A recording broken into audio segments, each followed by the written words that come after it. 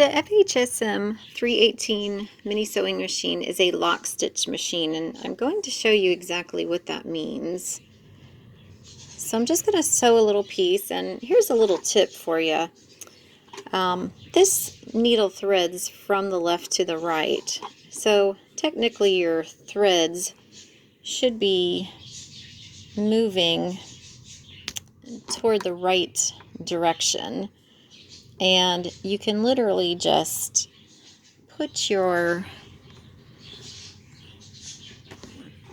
I'm not sure if you can see my threads. My top thread is blue and my bottom thread is orange, and you can literally just come in through the side and just slide your fabric right under there.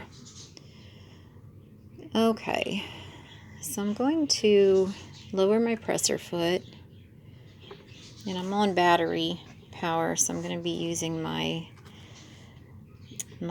press button.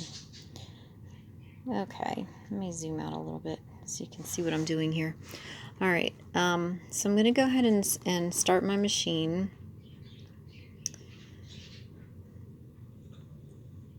And probably the best thing to do with all machines is to actually lower your needle into the fabric first before you begin sewing.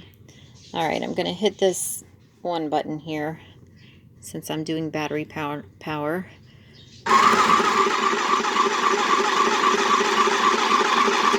Okay, and I'm just press my button to stop it. And now you want to make sure that your take-up lever is in the upright position. And mine just happened to stop that way. It's in the very, very upright position, and that's what you want.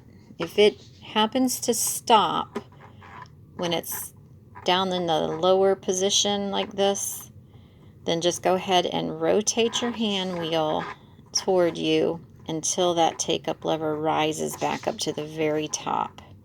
And you need to do that because you need to be completing the stitch. If your take-up lever is, in this area somewhere, your stitch is only halfway complete, and you need to complete it. Otherwise, you're just going to get a big tangled mess. Okay, so remember our little trick here.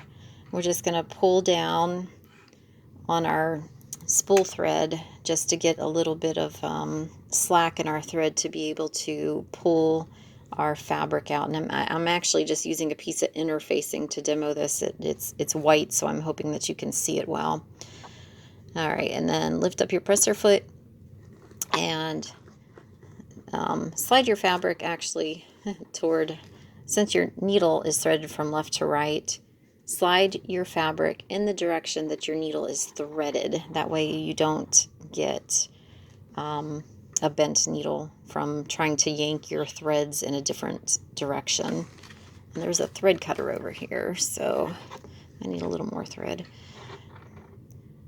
Okay, and there's a thread cutter, so I'm just going to use that.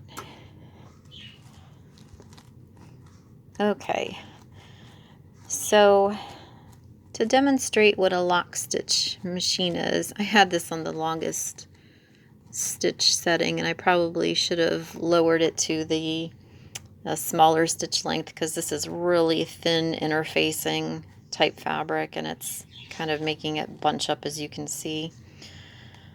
Okay, so a Lockstitch machine, you will have your bobbin thread at the top, and you will have a spool of bobbin thread in the bottom layer.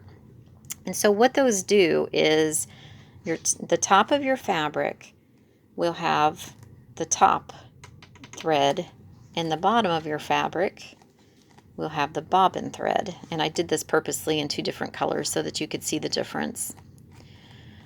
So what a Lockstitch does basically is the two threads, like if this were the orange thread, the bobbin thread, and this were the top thread up here, the spool thread, they lock together like this right in the middle of your fabric.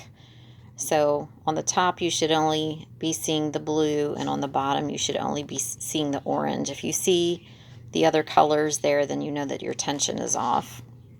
But so if I open this up, you can see that these threads, you can see I've got blue and orange threads, and you can see that those two threads are connected and they're intertwined with each other, and they're actually locking together. And so that is what a lock stitch is versus like a chain stitch machine. Every machine has a different function. There's chain stitch machine, there's sergers or overlockers, cover stitch machines, and they all make their stitches differently.